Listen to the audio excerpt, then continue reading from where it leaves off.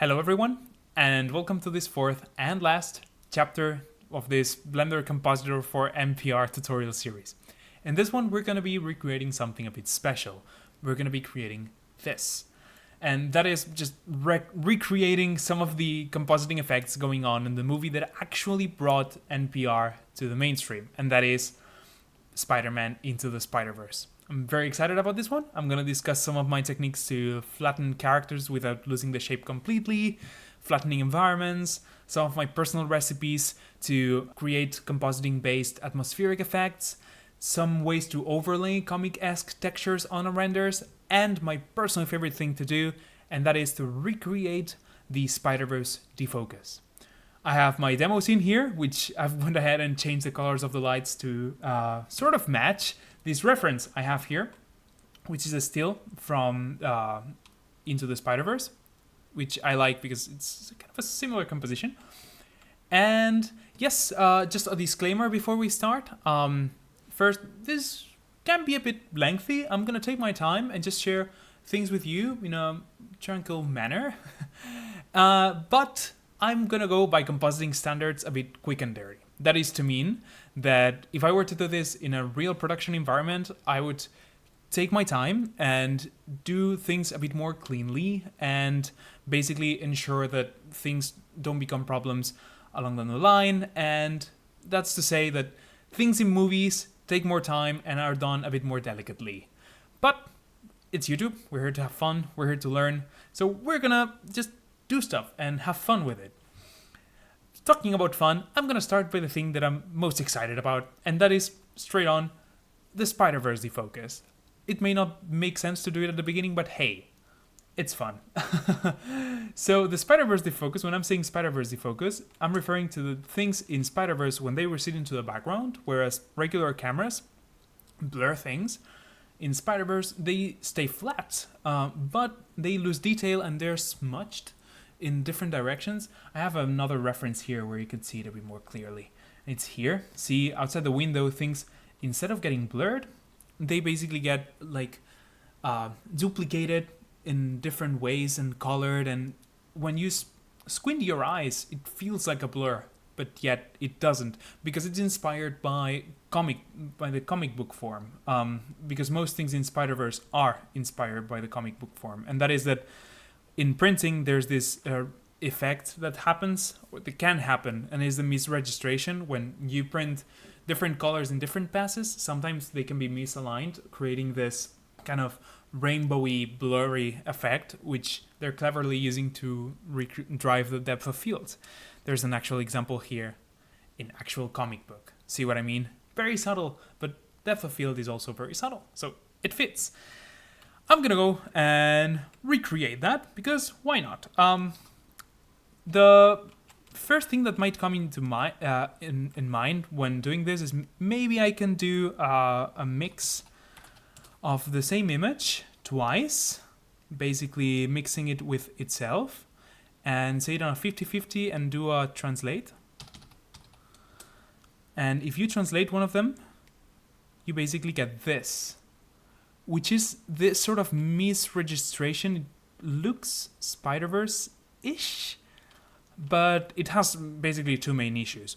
First, we don't get the color fringing, and second, and most importantly, this is not driven by our depth. Say, it's not being a defocus, it's just blurring things uniformly. So I'm gonna just undo that and show you my recipe to do this, see if it helps. I'm gonna first enable the depth, and I'm gonna duplicate this for convenience. Let me have a bigger node graph, it'll be cleaner. Now, instead of mixing 2 times the same image, I'm gonna average it out of 3 times. So what do I mean? I can add this image to itself and to itself again. Now, the thing we get here is basically the image with 3 times the brightness, but then we can go ahead and divide it. Divided, I'm going to bring out a value and divide it by 3. So if you've done any math in high school, basically adding it and dividing by the times you've added the thing basically does an average, which means comes to mean that basically this and this is now the same. But we now have individual control to this fragments of our image. Now, if I were to translate it, again, we wouldn't have this individual control to do the depth of field. So instead, I'm going to do a displace. This displace node might look similar to the transform node, and that is a good observation because basically this X scale and this Y scale work very similarly to what the X and Y transforms do in a translate node, but with the quirk that this accepts like per pixel input. So that is to mean that if I were to plug here something like the depth pass, it would transform every pixel based on how far it is from the camera. If I were to increase this, say to 3 or even 20, you could see what I mean, where it's moving things based on how far they are from the camera.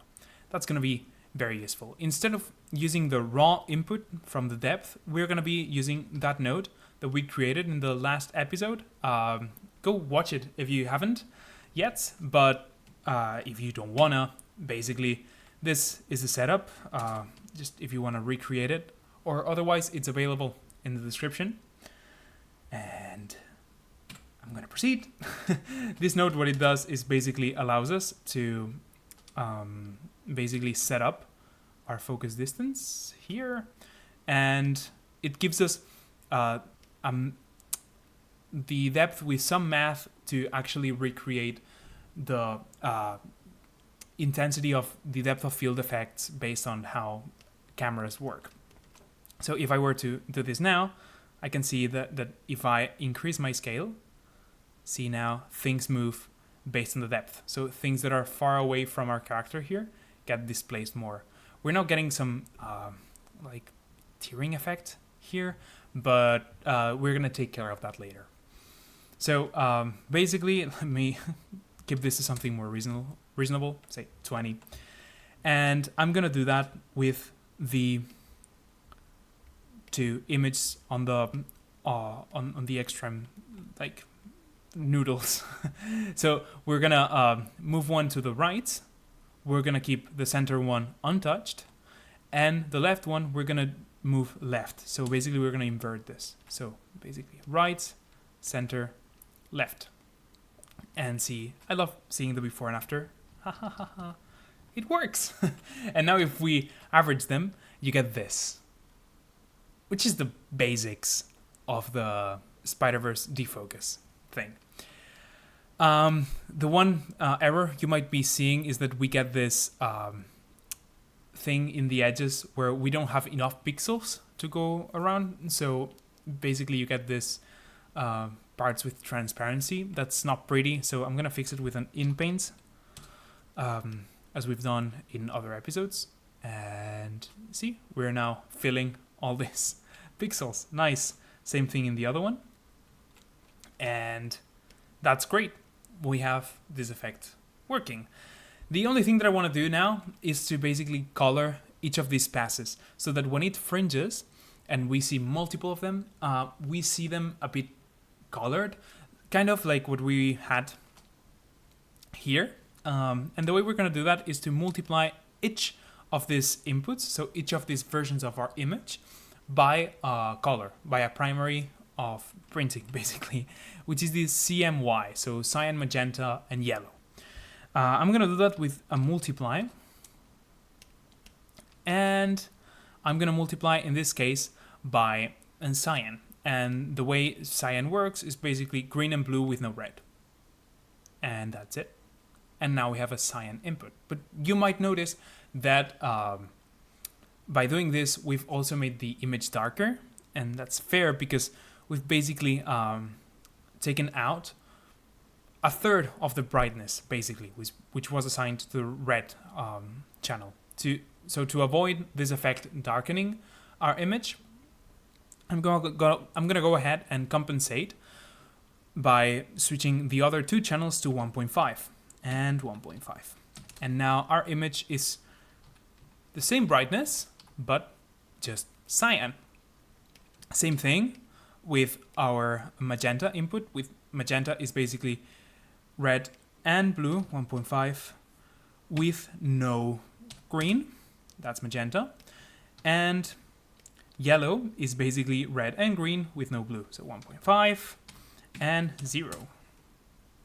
And now, if I mix all of them together and average them out, we can see that where we have this depth of field effect, there's some color fringing going on. How cool is that? The last thing I'm gonna do, and I swear this one's the last, is that now that we have this fringing might be too strong and it might be calling too much attention. So I'm gonna mitigate that by controlling this FAC value, which basically controls how much we're tinting our image. I'm gonna control all of these three with the same value by adding a value node. So this value, when we connect it to this, all of these FAC values, now it's gonna act as a mask that we can switch between 0 and 1 to have more or less fringing. I'm gonna keep it at 0.5 because, oh no, 1.5, 0.5. Which is gonna basically have some fringing, but not too much, so that it's distracting. And now, with this, we have our setup for Spider-Verse defocus. I'm gonna save this in a template thing, Shift B to call it DOF. Nice, that's gonna be my defocus. And I'm gonna use that later, because although this is very cool, if we want to start and recreate the whole style, we should start actually from the beginning. And the beginning is actually by treating our characters and our environments and reconstructing our render, just making it flatter and fitting more the style. So that's going to be similar to what I did in the second chapter of this tutorial series in the Disney one. Make sure to check it out. And it's going to be just getting all the light data and treating it in a way that makes sense. So the light passes are here, and I'm going to enable them, light color for the diffuse and specular.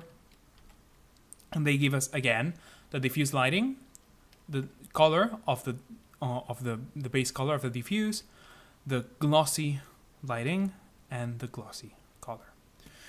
Now, as you might know, the way you reconstruct this render is by multiplying this diffuse direct by the diffuse color to get the diffuse lighting, and I'm going to do the same separately to get more space with the glossy direct and the glossy color. And now we get this, and if we add them,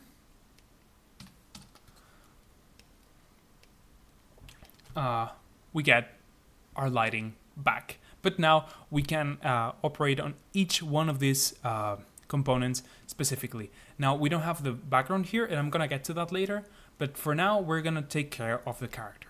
So actually, to isolate the character, which is what we're gonna do, we're gonna use the Cryptomat, which basically, by being enabled, allows you to drop a Cryptomat node, and the Cryptomat node has this pick socket, which I can pick our character here, and now we have a mat and the character itself with everything else being an alpha. So basically, this matted out our character. Nice. So now it's going to be the moment to go back to a reference and see how these characters here don't have as much shape as ours do. See, ours has lots of gradients because it's basically a ball, but the color transitions one to another in very smooth transitions, gradients, and we're gonna want to mitigate that and make it flatter. The way I found this is by analyzing which of these sockets actually give us the most shape and treating it a bit to have it be, again, more graphic. So let's start by the diffuse. The diffuse color is essentially flat. That's great. But the diffuse direct has a lot of this shape. So I'm going to treat it a bit. The way that I found to tweak it is to actually flatten the value, so the darkness of this image. The way we operate on the darkness specifically is by separating, so separating the color, and separating, in this case, the hue, saturation, and value. So the hue, saturation, and value represent the color the things are, saturation, how saturated they are, and the value, so the darkness of our image, how dark our image is. And now we can combine our color. Again, set to hue, saturation, and value, hue, saturation, value, and the alpha. And now if we multiply this again, we see that nothing has changed. We're basically separating and bringing back. Nice. But now this allows us to operate on the value specifically. Let me give a bit more space here. So our value. What we're going to do to our value is basically, I'm going to use a node that's called the posterize. This is super dirty. Like if I were doing this in a real production, I would separate all my lights in light groups, but we don't have support yet for this in the viewport compositor. So I'm gonna use this cheap trick.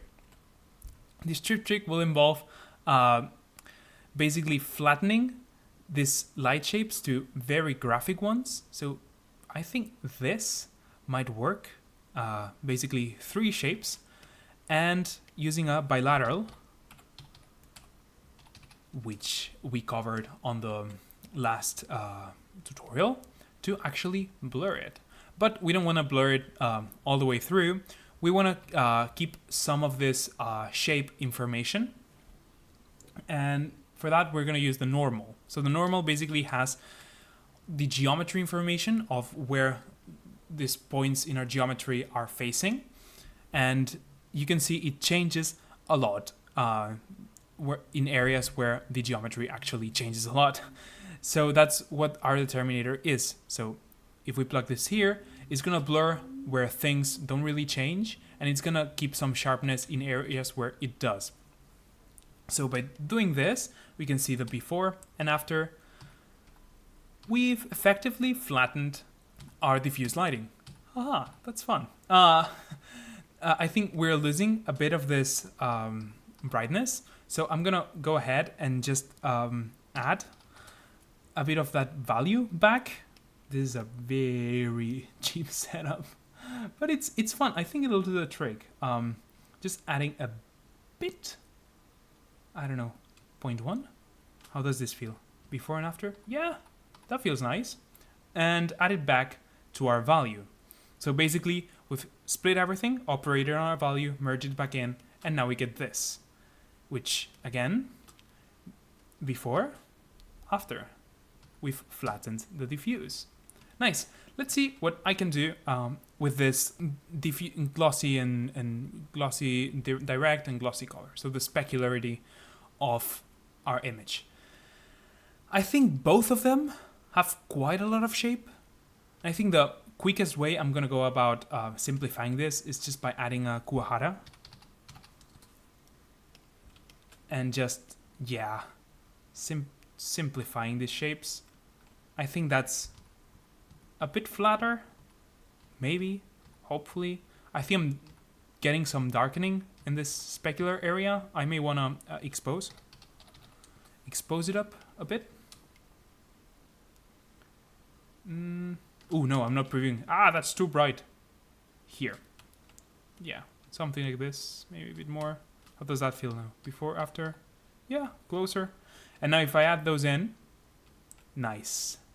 I think that's way more flat on our character. See, before, after. That feels nice. So that's going to be, I think, the operations I'm going to do on our character. Let me just get this, Shift P. I'm going to call it character. Nice.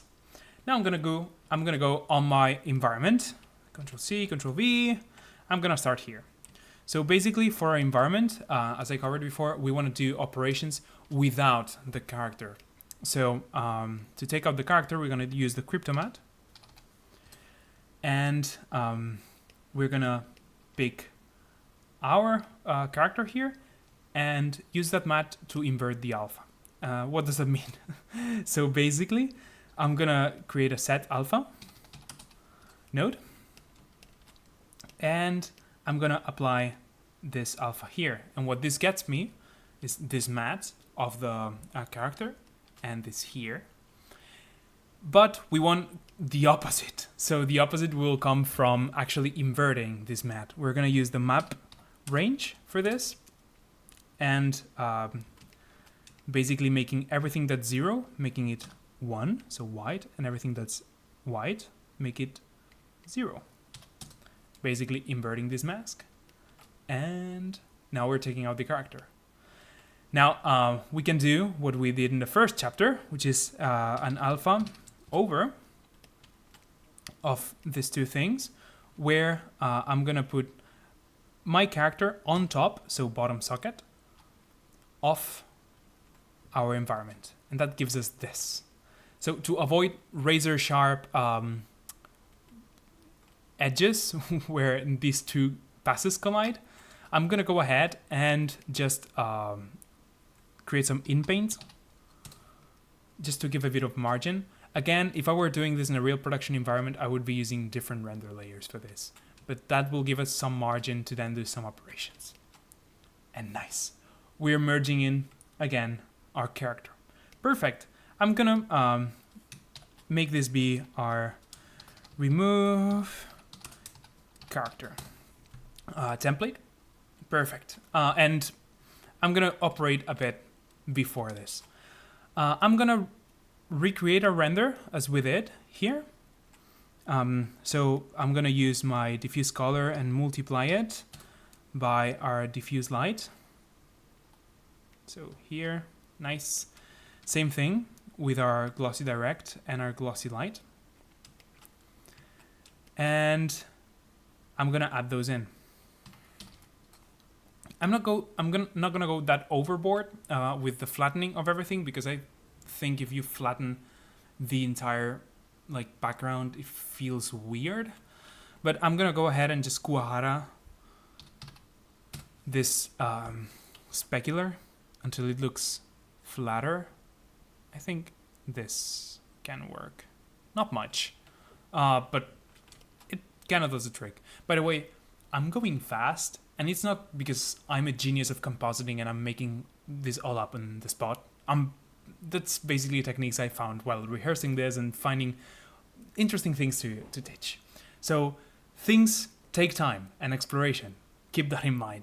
But let's keep with this straightforward thing. Now I'm missing the entirety of the environment, because the environment is not, it's neither diffuse or specular. It actually falls under a category of environment. And there's also the emission, which we don't have any, I think. Nothing is emissive in our scene. But we do have volume lighting. So I'm going to enable that right now. And now to complete with our environment, we're going to add this environment pass and add it in. And nice. Now we have most of our environment, basically everything but our volume merged in and sort of flattened. The volume I'm gonna add later because we're gonna do some effects on it. Nice.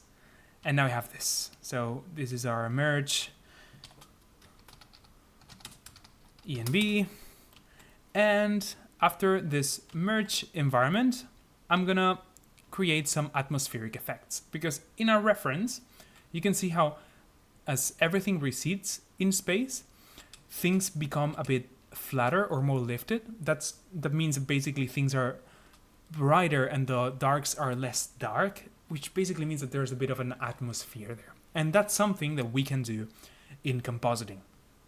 Now, I've covered before how a simple way to do that, and that is grabbing our render passes and grabbing our depth and making a mask out of it with a map range.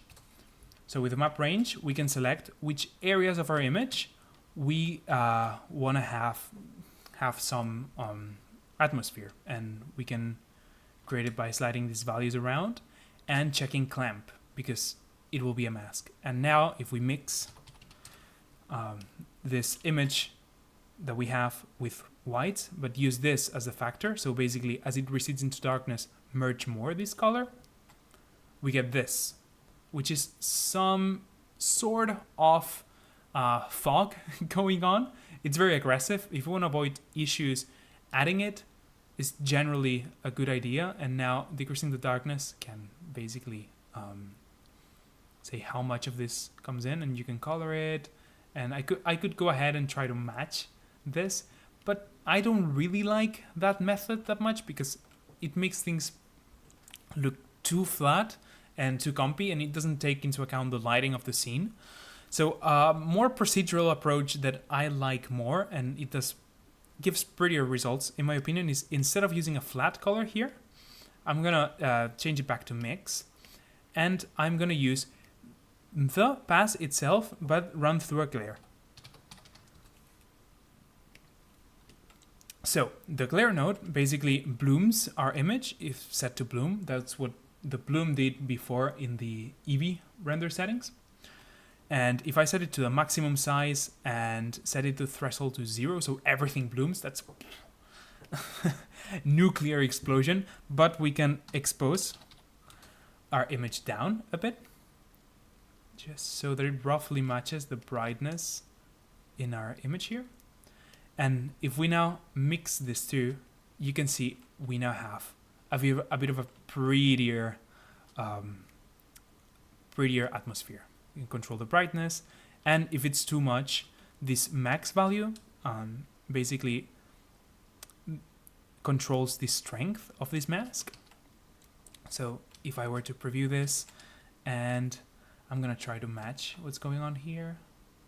See here. I think something like that sort of works. I think so. 420. Nice.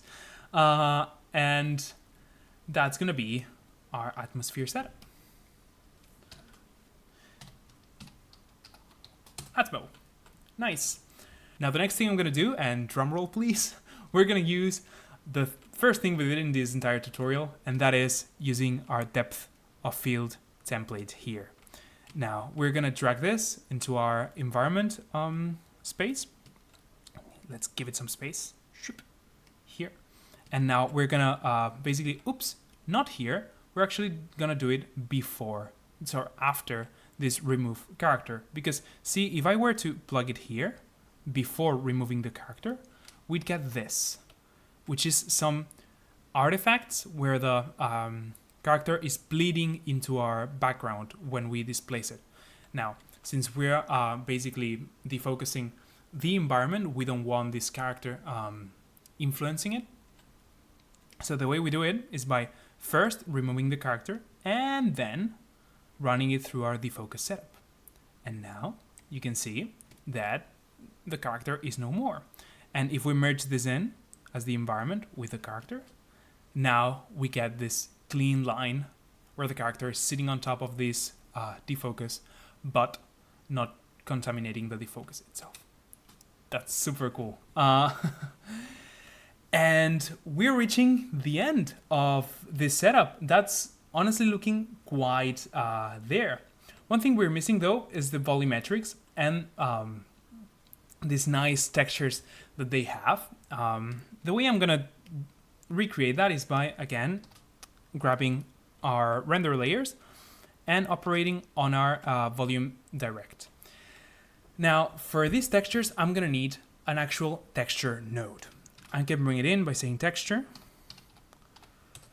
and bring it in a new texture. Now for this, I'm gonna use a Voronoi texture, but the Voronoi that the compositor has isn't really helpful. So I went ahead and pre-rendered a Voronoi texture. You'll have it on the screen. Nothing complex. I've just rendered it from another scene in Blender. So the way we access that, this texture node by default gives us nothing. So we need to go into this texture area, and in our texture node, I'm gonna rename this Voronoi, and it's gonna be an imager movie, and I'm gonna open this image that I have.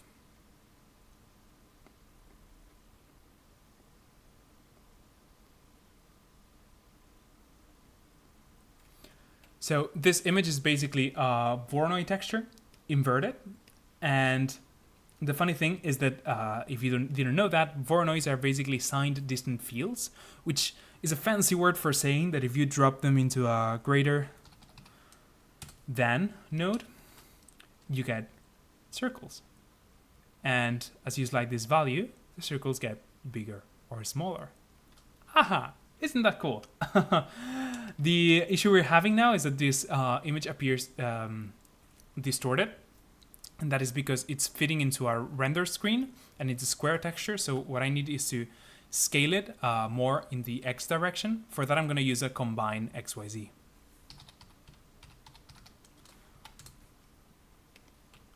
So this combine XYZ, if I set it to 1 and 1, I'm getting basically what I had before. But since we're doing this in HD, the X is 16/9 larger than the Y. So if I type here 16 divided by 9, I get the perfect square as it's intended of this texture.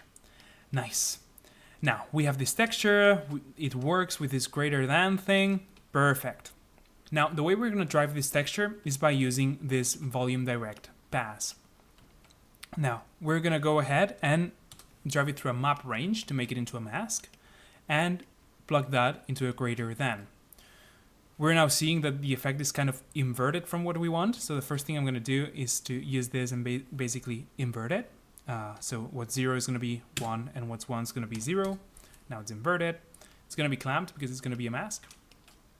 And now we see we have the effect that we wanted. I will want to change this from max value for it to have a nicer ramp, and I'll also want to increase the scale of this texture. So the way I'm going to do that is by using a multiply, mix, multiply, and adding a value. So an actual value, and we can set that to whatever scale we want. I'm going to leave it here so that the YouTube compression doesn't eat it. But yes, we now have our volume turned into this mask. Now what I'm going to do is to multiply it, not an actual multiplication, but a mix set to multiply, where we can basically have it multiply by the actual color of this volume. And now we can add it in. So we add this volume in. And now we're having our volume drive this texture. Isn't that cool? I love it. The only thing I'm going to do is maybe this effect is too harsh, especially where the volume is more sparse. I'm getting all this high frequency detail that might not be desirable. So I'm going to get this volume direct and actually mix it. Mix it with our the output of our comp here. And basically as I, here. Mixing it in so that now 1 means I'm getting all of this effect and 0 means I'm getting the actual volume, and anything in between means I'm getting a bit of both. I think 0.4 is gonna work, 0.5 maybe. Yeah, that feels nice, and that's gonna be our volume. And yes, we're reaching the end of this. More space. One more thing I'm gonna do, and that's gonna be quick. I'm gonna add some of these lines in here. See, they're present almost everywhere.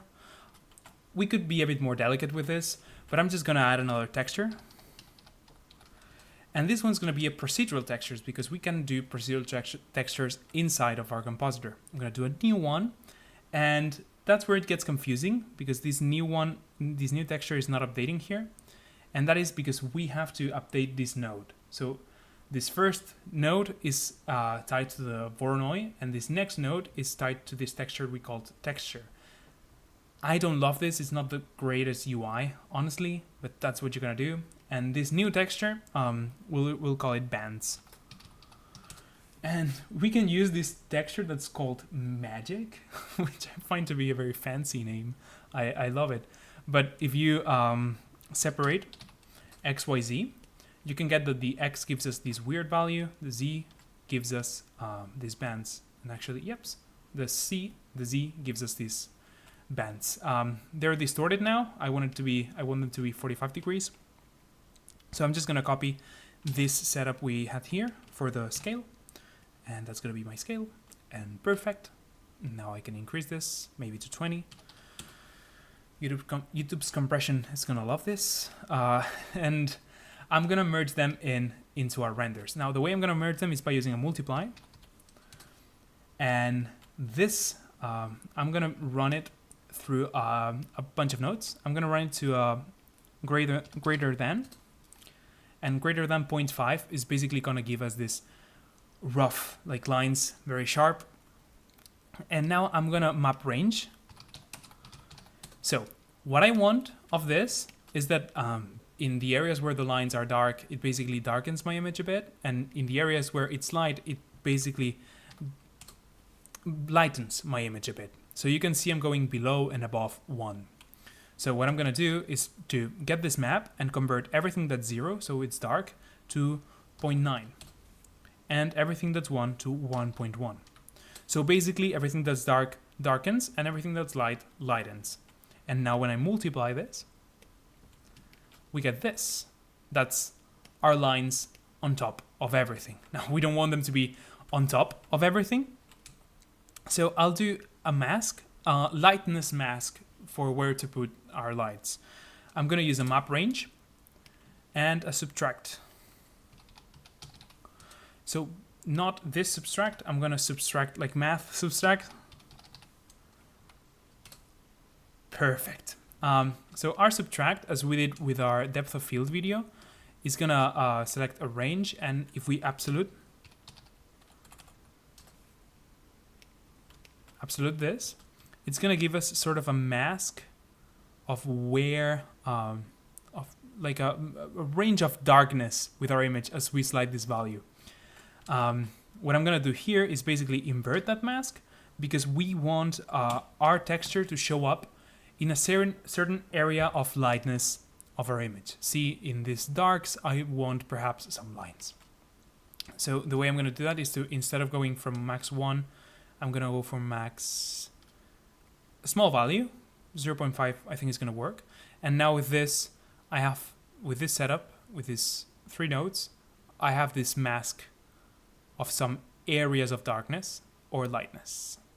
So I'm going to keep it here. So maybe in the darks of my image, I'm going to create some lines, maybe here, maybe less here. Why not? Yeah. And that's going to be basically my factor. And that's going to be unpredictable results because we need to clamp it because it's a mask. And now we have lines a bit everywhere, maybe changing this a bit and playing with the values. I think this is kind of nice. For a final render, I'd want to increase that value, but I'm afraid we'll lose it on YouTube if I do any further. So yeah, I think we are done. Let me just finish this off by saying this is my bands texture. And yes, that's what we've done. We've gone to our character, we've separated everything, we've flattened the lights on our character, we've isolated it. We've done a similar thing with our environment where we've merged it back in. We've created some atmosphere. See this before and after. I love this. And we've removed the character. We've made an awesome defocus style based on what there's on Spider-Verse. Merged them in, added the volume with some texture. Actually, let me increase this a bit. That feels nicer. And we've added some lines everywhere. And I think that's as far as we'll go into matching this reference. How cool is that? So, yep, that was it for me. I could go ahead and do a bit more of color correcting and such, and that's what I did for this demo here. Now, before I finish this, I want to leave you with just 2 thoughts. And the first one is that, yes, we've had lots of fun with compositing, but if you're doing NPR, I strongly suggest that you consider your style from every angle possible. That is to mean that every department, say modeling, texturing, animation, and of course lighting and compositing, should work together to create the visuals in the style you have envisioned. So don't stick only to compositing, use all the tools that you have. And the second is that by doing what we've done, we're basically creating fancy filters for your renders. And I want to say that there's no filter that will make your shot look better. Every shot has different needs, and if you're considering using compositing for your NPR styles, expect to have to tweak each shot individually a bit for making them look the best they can look. Or at least that's what I recommend you do. The rest is up to you.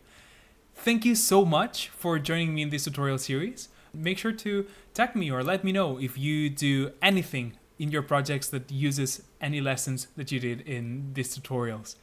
Again, thanks for joining and see you on the next one. Bye bye.